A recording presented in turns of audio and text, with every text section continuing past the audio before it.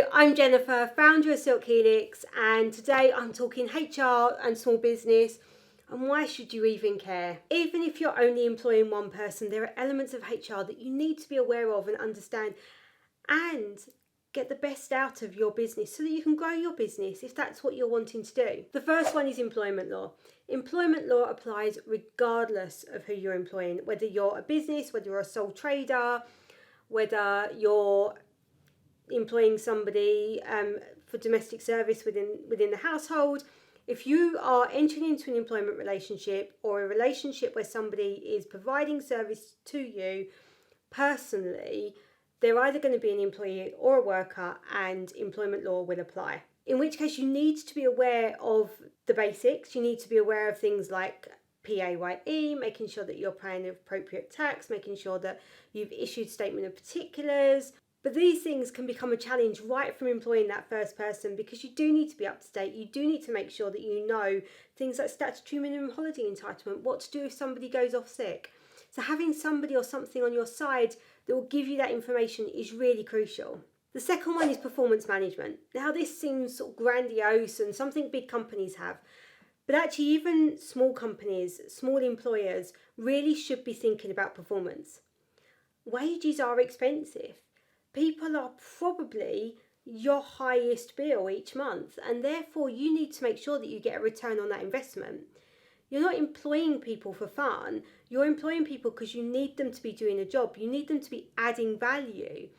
Now they may or may not be customer facing or fee paying, but even if you're looking at, say, administrative support, that's got to be for the purpose of allowing you to do additional work or to do more marketing or to do more client work, for example. So really think about making sure that you know what your expectations are. What are you paying for?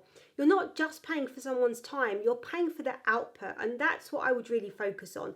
And that's what we mean by performance management. It doesn't need to be grandiose, it doesn't need to be some structured appraisal system, but it doesn't need to be setting your expectations and making sure people are meeting them. Number 3 is having an employee handbook. The reason I would say this, even if you're only employing one person, is because it stops you putting things into the contracts that you might want to change. If you're a small business, you may well be growing. You may well not know what you're going to need in 2 or 3 years' time. And therefore you want rules, procedures that you can adapt with your business. Having those in an employee handbook, having them separate to your contract of employment is really useful to making sure that you've got that flexibility. And if you're not really sure what I'm talking about with employee handbooks, contracts of employment, there's a whole lot there. I've got videos specifically on those topics. I'll put the link in the description below. Do take a look and find out more. If you watch those videos, you will hear me talking about protecting the business, and that's my next point. Protecting your business, really important. So if you're looking at things like contracts of employment, making sure that you've got the ability to deduct from wages. Let's say somebody leaves and has taken more holiday than they've accrued during that year. You want to be able to deduct that. This is really important if you're a small employer. That money can really count. If you're investing in training for people, for example, you will want training agreements so that you can claim back the money. If you've made their CV more valuable, getting them to sign an agreement to say that they'll stay with you for a year or two, a sliding scale reduction in obviously repaying those fees, but that makes sure that you get the return on that investment from the training and you don't just increase the value of someone's CV so they can go off elsewhere.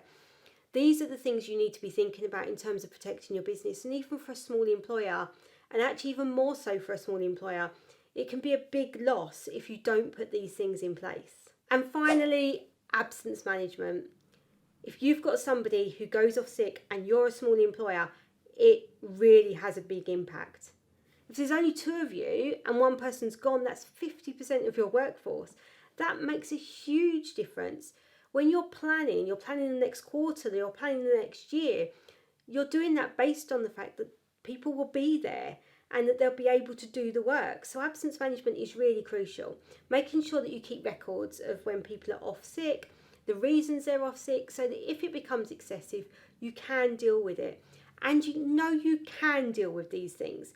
This is one of the challenges I find that small business owners face, is that they feel stuck in a situation. They've got somebody who's off sick regularly and They don't really know how to deal with it. They know that there's this employment law out there and they've got to comply with it, and they feel really stuck in that situation. Don't be. Don't let it take hold of your business. Don't let it suffocate your business. It's really important that you deal with these things, and in some cases more important than if you were a big corporate, because it has such a huge impact on you. And this is where outsourced HR can be really beneficial. Companies like ourselves, where you can do things on an ad hoc basis or sign up to monthly agreements, just allow you to have that resource on tap, to have an expert in your pocket, to know that you can deal with things and that you'll be handheld through dealing with these things as and when they do happen, as well as somebody to make sure all the paperwork's right.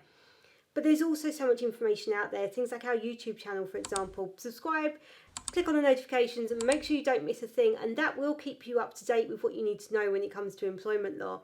And then if you do need the extra bits, get in touch.